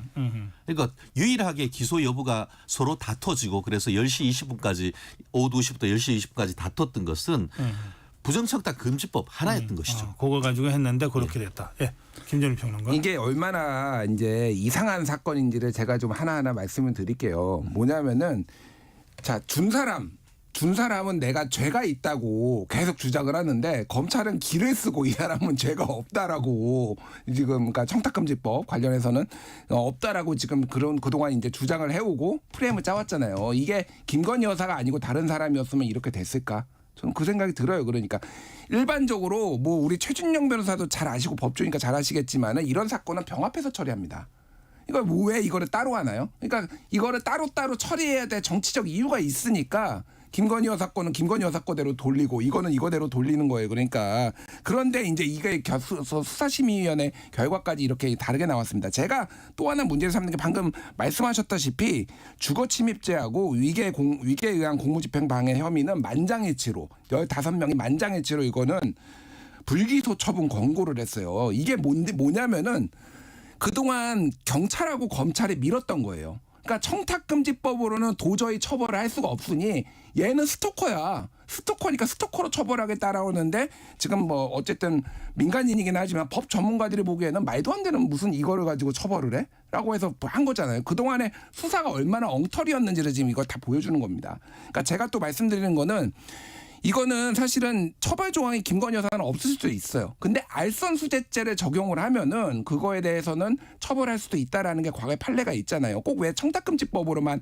해야 되는지 물론 말씀하신 대로 두 개가 다를 수 있습니다. 반드시 법리적으로 이게 배치되는 건 아니에요. 그러니까 최재형을 뭐 이렇게 김건희 여사를 무죄를 주고 최재형을 유죄로 하는 게 이상한 게 그러니까 기소를 하는 게 아주 이상한 건 아니지만은 국민들이 보기에는 이게 청탁금지법 8조 4항은 배우자는 받으면 안 된다고 돼 있고 8조 5항 바로 뒤에 거기에는 금품을 제공하는 행위를 금지하고 있습니다. 이게 동전의 양면 같은 건데 국민들이 받아들일 수 있겠느냐 저는 이거를 보고 또 하나는 이게 만약에 기소를 하게 되면은 대통령이 신고 의무를 제대로 안 했다라는 것도 쟁점이 될 수 있는데 그러면은 기소 중지를 해야 돼요. 앞으로 남은 이게 왜냐하면 형사소출을 받지 않으니까 뭐 내란이 아니면은 검찰이 기소중개 대통령 할 수 있겠느냐. 그러니까 이게 굉장히 복잡해졌는데 뭔가 김건희 여사를 어떻게 해서든 처벌을 안 하려고 이상하게 끌고 오다 보니까 지금 여기가 굉장히 복잡하게 다 꼬여버렸다. 그리고 어떤 결과가 나오든 국민들은 납득하기 어려운 상황이 돼버렸다. 이렇게 보는 게 맞을 것 같아요. 드릴게요. 그 형법의 기본 대원칙은 죄형 법정주의입니다.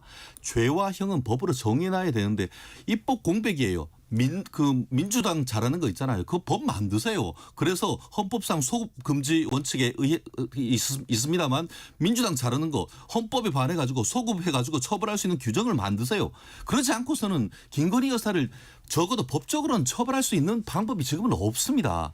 결국은 이렇게 되는 것은 정치적으로 이 사건을 어떻게 보면 약한 고리라고 할 수 있는 김건희 여사를 고리로 해서 윤석열 대통령을 계속 정치적으로 공지로 몰아가기 위한 그 어떤 정치적인 계략 그 이상도 그 이하도 아닌 것이죠. 아니 이거는 짧게 하세요. 그러니까 선물이 아니라 뇌물이라고 본 거죠. 어쨌든 8대 7이든 뭐 치열하게 됐든 수사심의위원회에서는 그럼 누구를 향한 뇌물인가요 이게? 아니 뇌물은 있지도 않은 건 뇌물이 왜 나옵니까? 갑자기 그러니까 청탁을 김영란법 위반을 하는데 왜 갑자기 현법상 뇌물이 왜 나옵니까? 그러니까 어쨌든 쟁점을 집중하세요. 그러니까 청탁금지법은 이거는 자신의 이를테면은 김창존 전 연방 하원 의원에 대한 뭐 청탁 이게 있은 거 아니에요? 그러면 대통령을 이게 향한 거라 뭐 여사를 향한 여사가 실세니까 여사한테 준 건지 아니면 법리적으로는 대통령을 향해서 줬다라고 이렇게 논리구조가 될 수밖에 없는 거예요. 아니 대통령을 압니까 최재형이? 그러니까요. 그렇기 때문에 말도 안 되는 법적 논리가 된다고 얘기를 하는 거잖아요. 그러니까 그러면은 그러니까 김건희 여사는 사실은 청탁금지법으로는 처벌을 못해도 알선수재죄로는 적용할 수가 있는 거고. 그러니까 말이 안 된다는 거예요. 그동안 검찰이 해왔던 거는 어찌됐든 기소를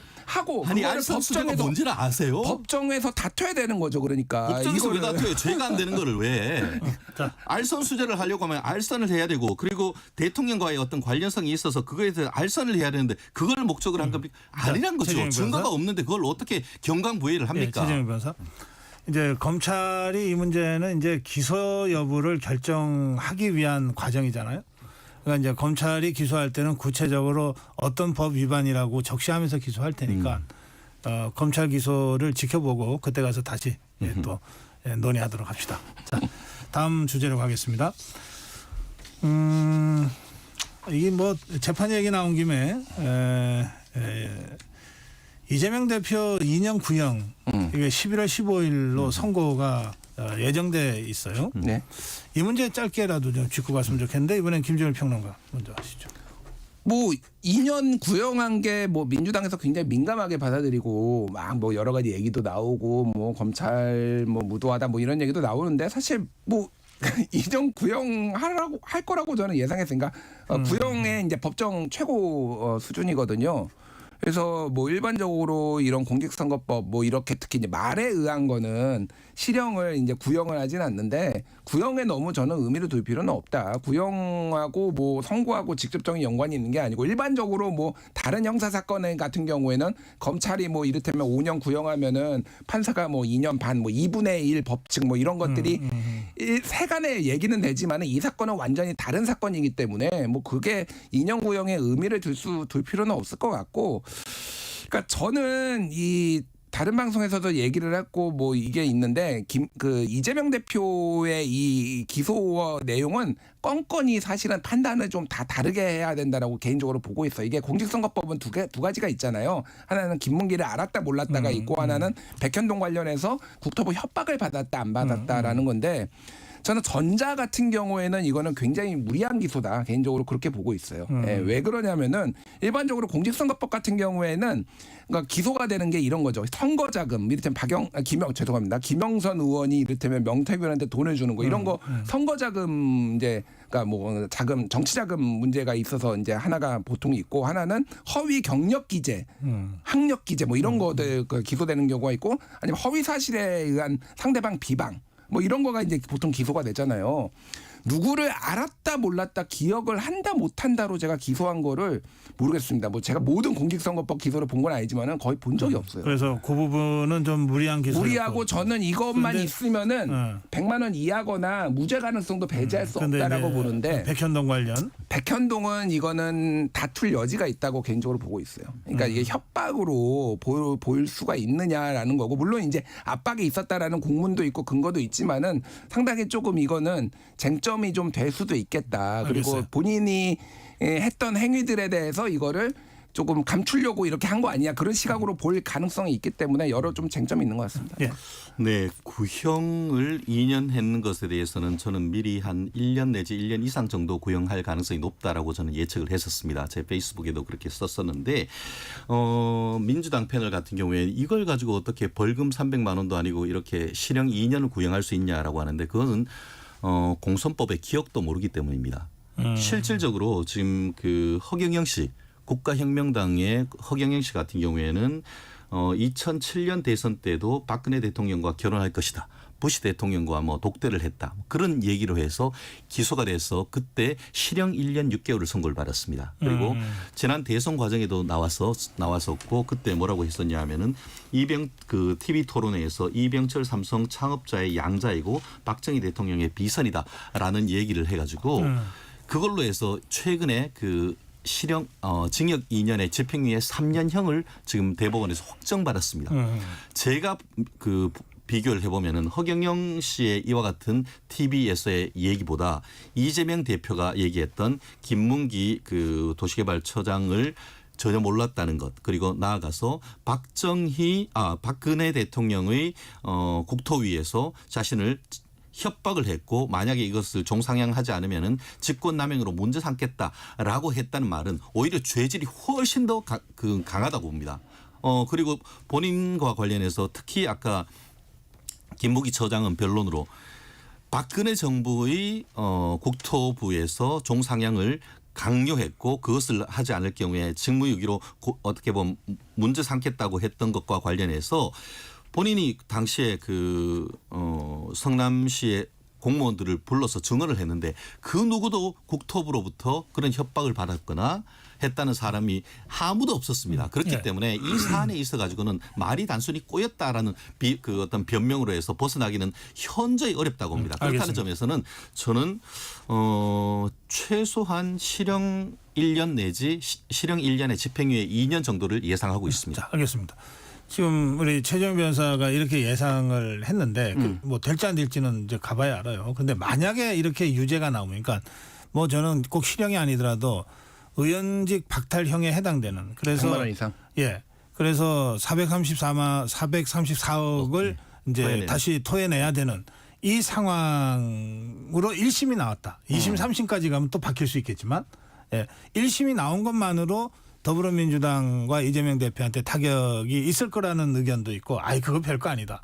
뭐 유죄 확정도 아닌데 라고 하는 의견도 있어요. 어느 쪽입니까? 그러니까 타격을 어느 분야의 타격을 볼 것이냐가 중요한 것 같아요. 일단 당대표 지위 뭐 이재명 대표의 민주당에서의 어떤 위상 저는 이건 타격 없을 거라고 봅니다. 그러니까 그동안에 어쨌든 이거는 아예 검찰이 무리하게 무도하게 수사를 했다라는 그런 것들이 최소한 민주당 지지자들한테는 굉장히 광범위하게 있고 그럼 지금 갑자기 1심 유죄 나왔으니까 이재명 대표가 저 사퇴하겠습니다 이럴까요? 오히려 이재명 대표를 중심으로 더 똘똘 뭉칠 거예요. 그러니까 당에 대해 오히려 구심력은 더 강해질 거예요. 그러니까 그거에 이재명 대표 지위는 영향이 없는데 다만 이제 이재명 불가론이 상당히 이제 그 불가론은 대선을 얘기하는 겁니다. 그러니까 이 사법 리스크 이게 왜냐하면은 어쨌든 2년 반 정도 남았는데 이 안에 대법원 확정 판결이 나올 가능성인데 이재명 한 명만 가지고 우리가 대선 후보를 이렇게 가는 게 맞겠느냐? 그러면 이제 그 대안 세력으로서 뭐 김동연 뭐 이런 뭐 등등등 해가지고 여러 주자들이 그런 얘기를 할 것이고 지난번에 컷오프 됐던 이제 뭐 비명들 뭐 최근에 모임도 만들었잖아요. 여러 모임들이 활발하게 움직일 거다. 그런 측면에서는 이재명 대표한테는 상당히 위기고 결국은 언제 이제 이게 나머지 재판도 그렇고 대법원 확정 판결이 언제 나오느냐가 되게 중요해진 것 같아요. 그래요. 공선법의 633 원칙이라고 아시죠? 공직선거법은 최대한 빨리 재판을 진행을 해서 결정하라는 취지에서 1심 6개월 기소된 때로부터 2심은 그 3개월 대법원 3개월에서 늦어도 1년 안에 판결을 끝내라란 것이 강행 규정입니다. 그런데 이재명 대표는 야당 대표라는 이유로서 지금 2년도 넘게 특혜를 받고 있습니다. 결국 지금 같은 경우에 좀 전에 얘기하신 것처럼 박해받는다. 정치적 박해받는다라는 그런 프레임으로 가서 당 내에서의 어떤 지위에 대해서는 공고해지고 더 공고해질 가능성이 있죠. 그렇지만 국민의 민심으로서는 점점 멀어질 가능성이 높습니다. 그리고 1심이 2년이 넘었다고 해서 2심, 3심이 그렇게 길 가능성 저는 없다고 봅니다. 1심이 그렇게 길었던 것은 법정에서 증인들을 다 불러야 했기 때문에 그런 것이고 증인으로 불러서 이제 그 증언을 했기 때문에 그 증인을 다시 부를 이유가 없습니다. 그러면은 2심, 3심은 법리 판단의 핵심이 있습니다. 그러면은 1심이 만약에 유죄가 선고가 됐고 그것도 100만 원 이상이 된 이후에 2심, 3심은 제가 봤을 때 적어도 1년 안에는 끝날 겁니다. 그렇게 된다고 하면은 이재명 대표와 민주당 지도부의 의사와는 상관없이 허경영 지금 그 국가혁명당 대표처럼 그냥 비선거권이 박탈되는 것이죠. 그렇기 때문에 민심 이런 것과 상관없이 대법원 판결이 정말 굉장히 중요한 승부처가 되는 것이죠. 알겠습니다. 일단 그거는 이제 뭐 여러 가지 가정과 그 전망이니까 이게 확정적으로 단언하는 것은 아니다. 이런 말씀 제가 드리고요. 자, 또 다뤄야 될 주제가 더 있어가지고요. 더불어민주당 조국혁신당 지금 재보궐선거 앞두고 서로 신경전이 좀 어떻게 보세요? 김준일 평론가. 그러니까 지민비조가 그러면은 조국혁신당은 죽을 때까지 당의 간판을 내릴 때까지 지민비조를 하겠다라고 약속을 한 것이냐. 이거에 대해서는 글쎄요. 그러니까 뭐 민주당은 그렇게 생각할 수 있는데 일반 국민들이 보기에는 그때 총선 때 올해 총선 4월 총선 때 그렇게 한 거지. 그리고 비례가 없는 선거는 그러면 앞으로 후보를 내지 말아야 되나요? 조국혁신당은? 그러니까 논리적으로 일단 뭐 다른 거 떠나서 논리적으로 저는 사실은 뭐 제가 누구 편에 드는 게 아니라 조국혁신당 쪽이 뭐 선거를 본인들이 앞으로 열심히 하려고 하는 건 당연한 거고 게다가 이게 호남이잖아요. 그러니까 예를 들면은 수도권에서 이를테면은 단일화가 안 돼가지고 뭐 이를테면은 뭐 상대편이라고 볼 수 있는 국민의힘에 너무 유리하게 된다라면은 이거에 대한 비난이 있을 수 있겠지만은 호남은 사실은 뭐 국민의힘 계열이 될 가능성이 거의 없다고 보면 되잖아요. 그러면은 이게 경쟁을 하는 거 그렇게 비난받을 일인가 저는 그 생각이 들어요. 지민비조를 계속 말씀하시는데 그래서 이제 조국혁신당 입장에서 보면은 결국은 이게 이제 자생력을 가지려면은 우리나라에서는 굉장히 유력한 대선 후보가 있거나 아니면 지역을 기반으로 했던 게 일종의 공식이었잖아요. 그러면은 과거에 이제 안철수, 박지원이 했던 성공 모델 이거를 이제 눈여겨본 거죠. 게다가 호남 민심이 최근에 이재명 대표에 대해 그렇게 우호적이지 않다라는 것까지 지난번 이제 전당대회 때 확인을 했고 뭐 이런 맥락들이 있는 것 같아요. 그러니까 호남은 이제 파고든 것 같고 이재명 대표 입장에서니까 이번 보궐선거가 재밌는 게 여러 쟁점들이 있는데 만약에 하나라도 넘겨주면은 영광이든 곡성이든 그건 좀 이재명 리더십에 좀 많이 타격이 있지 않을까 그런 생각이 들어요. 네. 그렇습니다. 뭐 조국혁신당이 우리는 촉망받는 벤처기업이다 뭐 이런 걸 얘기를 한 것 같은데 잘못하면 폭망할 수 있죠. 우리가 회사의 대표이사가 지금 실형 2년 받고 부사장 원내대표가 실형 3년 선고받은 그런 회사에 투자하겠습니까? 저는 정말 이런 상황 자체가 좀 초현실적이다 그런 생각이 드는데요. 물론 뭐 일반 기업하고 정당은 좀 다른 점이 있습니다만 그만큼 지금 호남에서 이재명 대표가 발등에 불이 떨어진 건 맞는 것 같습니다. 다만 최근에 어떤 여론조사의 흐름을 쭉 봤을 때에는 과연 조국혁신당의 어떤 그런 불길이 계속 갈지 여부, 그럼 최종적으로는 민주당 쪽에 어떤 투표를 할 가능성이 저는 오히려 높다라고 예측을 하는데요. 말씀드린 것처럼 현재 같은 경우에는 조국당 같은 경우에는 조국 당 대표의 어떤 법적 사법 리스크 또 울산시장 개입과 관련해서 황운하 원내대표의 어떤 사법 리스크 이런 부분들이 막판에 가서는 오히려 더 부각되면서 제가 봤을 때는 뭐 조심스럽습니다만 민주당이 승리할 가능성은 오히려 높지 않나 예측을 해봅니다. 자, 마지막 주제 진짜 짧게 답변 부탁드립니다. 통일하지 말자 이 발언에 대해서 김준일 평론가. 의아해요. 그냥 의아하고요. 사실은 이제 이웃국가로 이를테면 조정훈 의원이 시대전환이 있을 때 그게 그쪽의 통일관이었거든요. 그러니까 쉽게 얘기하면 통일하지 말고 같이 사이좋게 지내자라는 거라서 이게 완전히 특히 젊은 세대들한테는 이상한 얘기가 아니에요. 그런데 왜 하필이면은 NL의 거두였고 통일의 꽃이라는 임수경을 북으로 보낸 이런 분이 갑자기 나왔는지 좀 설명이 필요하다 제가 보기에는. 최재형 임종석 인생을 포기하는 겁니까? 어떻게 이런 얘기를 할 수가 있죠? 반헌법적 일본이 독도는 우리 땅이라고 하는데 우리나라 절반 땅을 북한 땅이라고 돌려주겠다고 하는 그런 반헌법적이고 반국가적인 얘기를 할 수가 있다는 것 자체가 초현실적이다. 그렇게 말씀드리고 싶습니다. 예. 그동안 본격 토론 두 분 아주 치열하게 또 흥미진진하게 해주셨는데 저희가 10월 개편을 하면서 본격 토론 오늘이 마지막 시간이었습니다. 10초씩 제가 요즘 눈이 부시게 푸른 날인 것 같습니다. 정말 즐겁고 건강하고 행복한 가을 즐겼으면 좋겠고요. 저도 그동안 즐거웠습니다. 네. 그런 말씀드리고 싶습니다. 김준일 평론가. 최진영 변호사와 함께해서 영광이었습니다. 예, 두 분 모두 우리 전격 시사에 아주 소중한 분들이십니다. 새로운 코너에서 또 뵐 수 있기를 바라겠습니다. 고생 많으셨습니다. 고맙습니다. 예, 감사합니다. 네, 9월 20일 수요일 전격 시사 오늘은 여기서 인사드리겠습니다. 내일 아침 7시 20분에 여러분 다시 뵙겠습니다. 예, 최진영 변호사, 김준일 평론가와 함께 인사드리겠습니다. 고성국이었습니다. 감사합니다.